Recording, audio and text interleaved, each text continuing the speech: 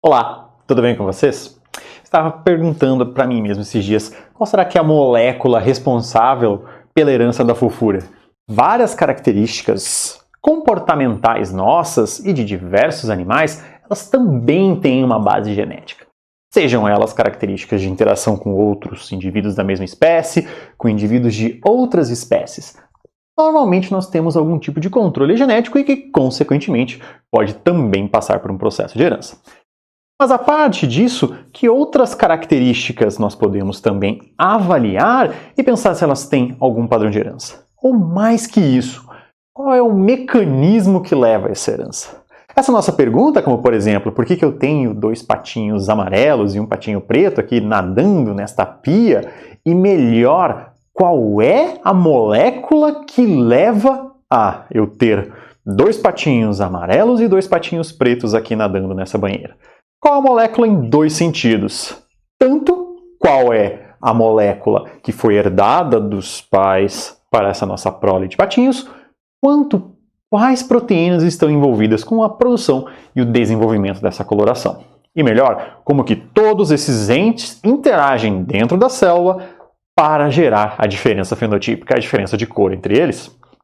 Obviamente, hoje nós sabemos que o DNA é a molécula de herança. Mas nem sempre foi assim.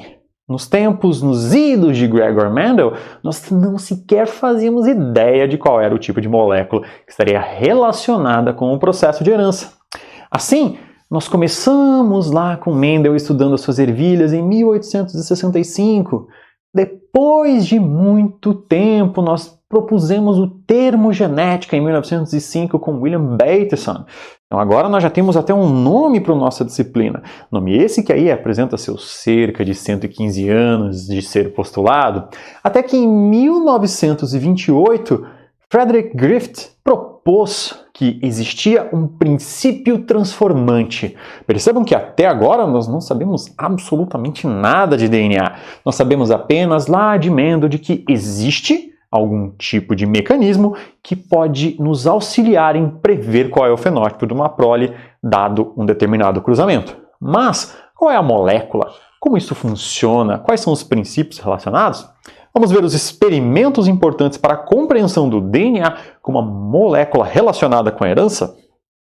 Frederick Griffith, além de gostar de cachorrinhos aqui, como a gente pode ver nessa pequena imagem dele aqui, lá em 1928 trabalhava com uma bactéria específica, Streptococcus pneumoniae. Aqui nós estamos vendo Streptococcus pneumoniae em cima de uma placa de Petri. O que é uma placa de Petri? É um pequeno anteparo, um pequeno disco, seja de vidro ou seja de plástico, que nós utilizamos no laboratório para o crescimento de micro-organismos. Aqui, por exemplo, nós colocamos um meio de cultura, que é como se fosse uma gelatina feita de agar. Essa gelatina, tipo aquelas que você pode encontrar eventualmente em lojas de produtos japoneses, que ela fica sólida à temperatura ambiente, ela contém diversos nutrientes necessários para a proliferação de Streptococcus pneumoniae. Frederick Griffith trabalhava então com uma Streptococcus pneumoniae que era patogênica, ou seja, ela levava, especialmente camundongos, à morte. Mas também ele tinha outra Streptococcus, uma que não causava morte. Então nós tínhamos aqui células do tipo R, células essas que não apresentavam uma cápsula, como nós podemos ver aqui, como as células do tipo S. As células R, sem cápsula, elas, quando injetadas em um camundongo, não levavam à morte do mesmo. Já as células do tipo S, que apresentavam essa cápsula ao redor, quando injetadas em um camundongo, levavam à morte do mesmo. Qual foi o experimento que Griffith propôs? Ele justamente pegou então células do tipo S, essas aqui que quando vivas e injetadas no camundongo ele morria, e aqueceu as mesmas. Ou seja, basicamente ele ferveu essas células, levando à morte das mesmas. Essas células romperam e lisaram. Elas não tinham mais capacidade proliferativa. Tanto é que, quando ele injetou essas células em camundongos, esses camundongos sobreviveram. Logo, temos a primeira conclusão do experimento dele. Se eu ferver células do tipo S vivas e matar elas durante esse processo, injetando num camundongo, essas células param de matar o animal. Outro experimento que ele fez aqui, então, foi pegar células do tipo R vivas, que, quando injetadas isoladamente, não causavam mal ao camundongo, misturou com células do tipo S aquecidas, ou seja, células do tipo S mortas, como essas aqui em cima, que, quando injetadas isoladamente no camundongo, não causam nenhum dano ao mesmo. E o que ele observou? Ele observou uma morte desse camundongo e, quando ele tentou isolar as bactérias presentes nele, ele encontrou células do tipo S vivas, ou seja, células com esse envoltório aqui, com essa cápsula ao redor das mesmas. Será que aconteceu? Nós poderíamos postular algumas propostas, por exemplo, será que essas células do tipo S, elas ressuscitaram? Acho que seria menos provável e não foi a proposta de Griffith. A proposta dele foi justamente que existia algum princípio dentro do citoplasma, aqui do excesso dessas nossas células que foram lisadas e rompidas, que ele era capaz de transformar as mesmas em células do tipo R para células do tipo S. Então, esse princípio aí, ele transmitia a informação de patogenicidade apenas com resquícios celulares. Ou seja, há algo dentro das células de Streptococcus pneumoniae, do tipo S, que pode ser transmitido para células do tipo R e transformá-las em células patogênicas. Existe aí um princípio transformante. Quais foram as conclusões que Griffith pôde tirar desse experimento, então? Que existe alguma molécula que ela vai passar a informação de patogenicidade das células do tipo S, com cápsula, para as células do tipo R. Além disso, ele não pôde ir além. Por quê? Porque ele trabalhou com todo o conteúdo das células S fervido. Ou seja, eu tinha proteínas, tinha carboidratos, tinha ácidos nucleicos, tinha lipídios, eu tinha uma grande quantidade de moléculas e, a princípio, naquela época, qualquer uma delas poderia ser uma detentora da informação. Então, continuando aqui na nossa linha temporal, mais experimentos foram realizados, especificamente dois extremamente importantes, que o princípio transformante era independente do animal, porque lembrem, nós estávamos passando essas células por dentro de um camundongo. Será que o camundongo tem algo a ver com esse processo? Será que o camundongo propicia e auxilia essa transmissão? E um experimento que iria vir a confirmar que, dentre tudo o que temos ali dentro da nossa célula, o mais importante para a transmissão e para a conversão de células R em S era a molécula de DNA, eram essas nossas moléculas de ácidos nucleicos. Perceba essa janela de intervalo de tempo, nós estamos falando de 1928, quando o princípio transformante foi proposto, até 1944, ali no meio da Segunda Guerra Mundial, quando nós conseguimos avançar e obter a informação de que o DNA era a nossa molécula de herança.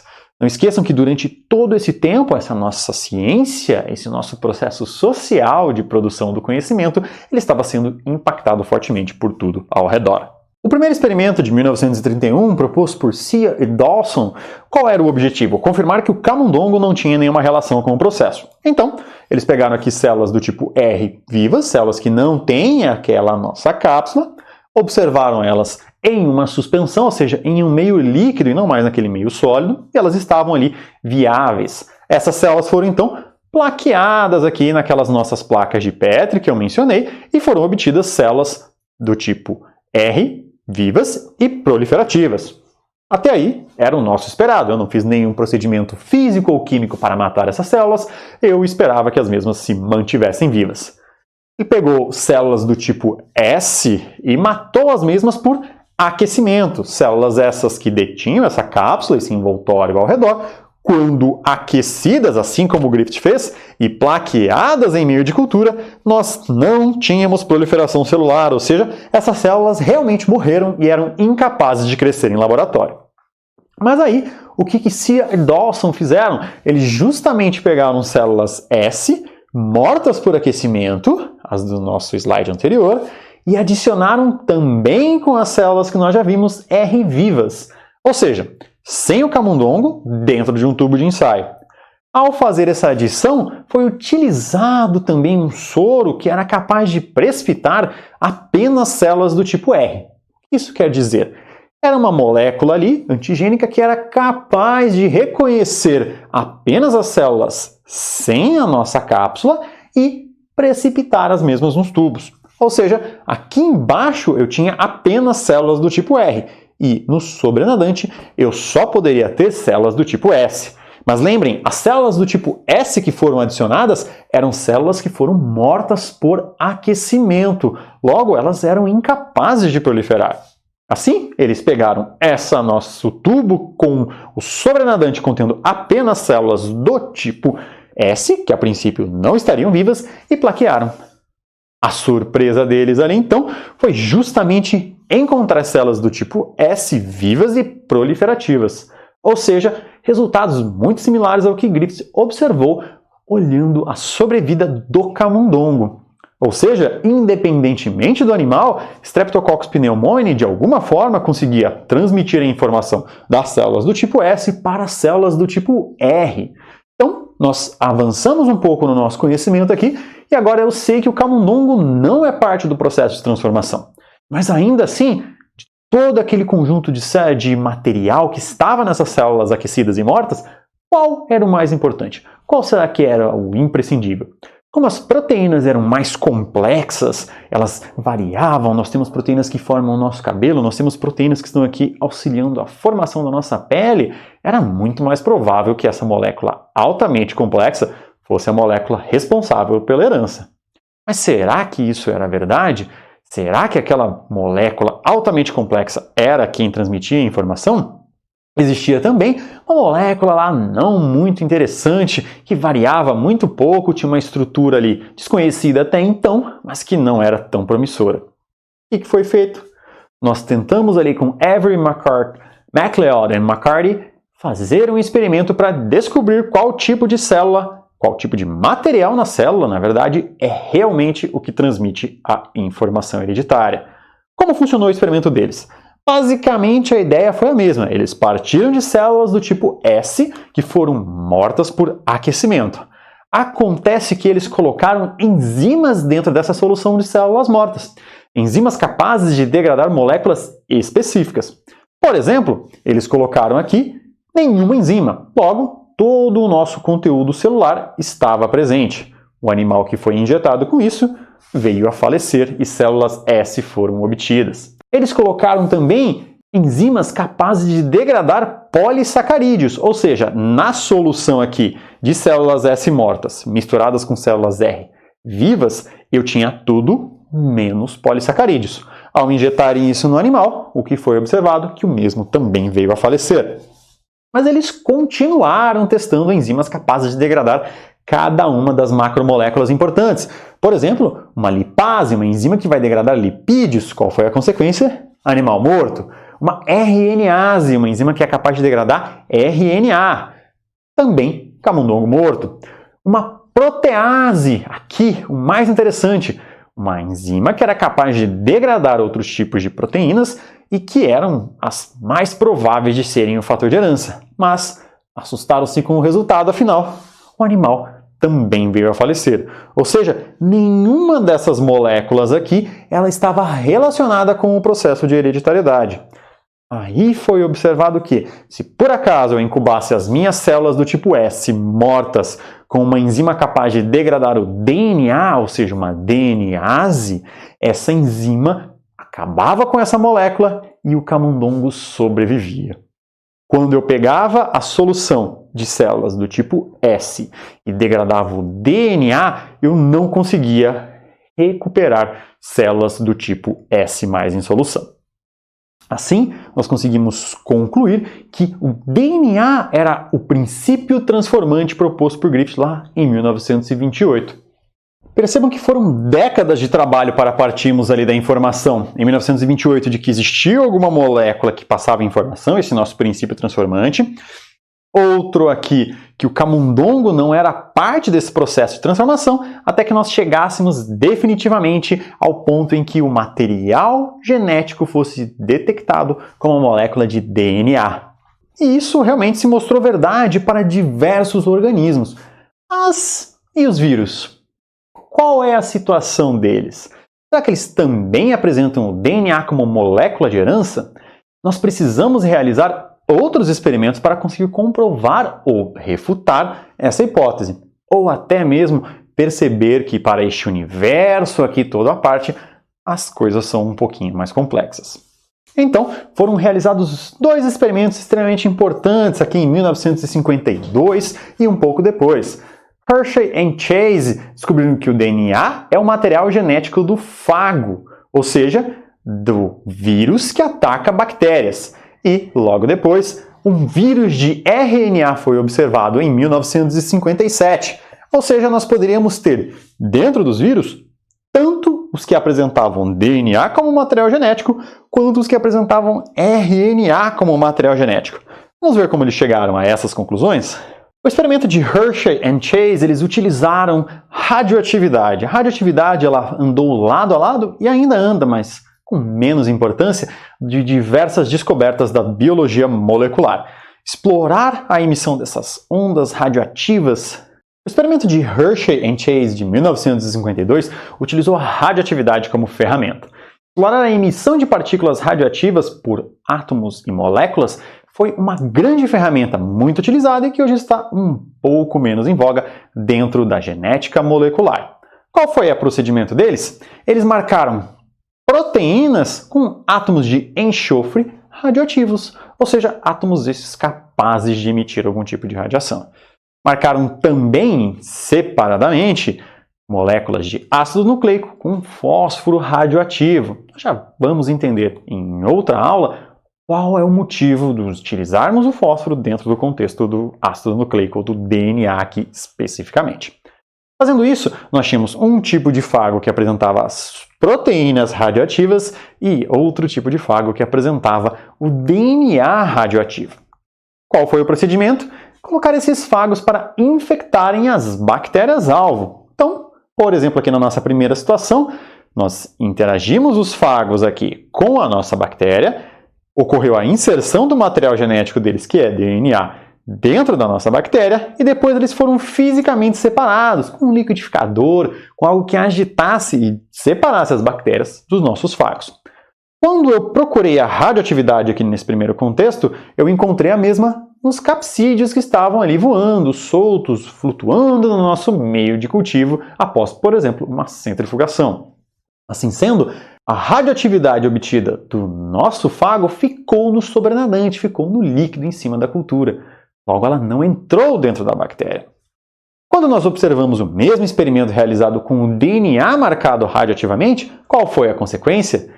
Esses capsídeos aqui, esses nossos fantasmas vazios de ácido nucleico, eles não apresentavam radioatividade e a radioatividade tinha entrado dentro da bactéria. Logo, também aqui para os vírus, quem era importante no padrão de herança era o ácido nucleico, especificamente nessa situação, o DNA. Foi mais um experimento que veio e auxiliou a corroborar essa nossa importância em termos de hereditariedade para os ácidos nucleicos. Um pouco mais adiante, em 1957, Frankel e Conrad fizeram um experimento muito parecido, mas utilizando o vírus do tabaco, basicamente o vírus do mosaico do tabaco.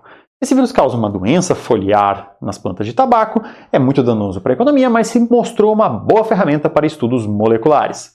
Dentro desse sentido, nós partimos aqui de um vírus do tipo B, que tinha o seu RNA do tipo B e a sua proteína do tipo B, e um vírus do tipo A aqui embaixo, que tinha também o seu RNA do tipo A e essa proteína do tipo A. E foi montado um híbrido esse que era composto de uma proteína do tipo B com o RNA do tipo A. Logo, nós teríamos que observar se o vírus produzido por este nosso híbrido ele seria do tipo B, ou seja, a proteína que trazia a informação, ou então do tipo A. Logo, o RNA é quem trazia a informação. Quando esse vírus reconstituído infectou plantas de tabaco e foi reisolado o nosso vírus da planta infectada, nós observamos que tanto o RNA era do tipo A, quanto as proteínas produzidas também eram do tipo A. Logo, por consequência, nós vemos que o RNA era a molécula que trazia informação e não a nossa proteína, porque nós não observamos proteína do tipo B aqui nesse nosso vírus produzido. Nós conseguimos também confirmar os resultados de que os ácidos nucleicos eles eram relacionados com o processo de herança e mais, nós também conseguimos observar que em alguns tipos de vírus não é o DNA a molécula relacionada com a herança, mas sim o RNA. Agora então, nós já sabemos que o DNA para os nossos organismos eucarióticos é a molécula responsável pela hereditariedade, e é justamente ela que vai passar a informação da nossa geração parental para a prole, para os nossos filhotinhos.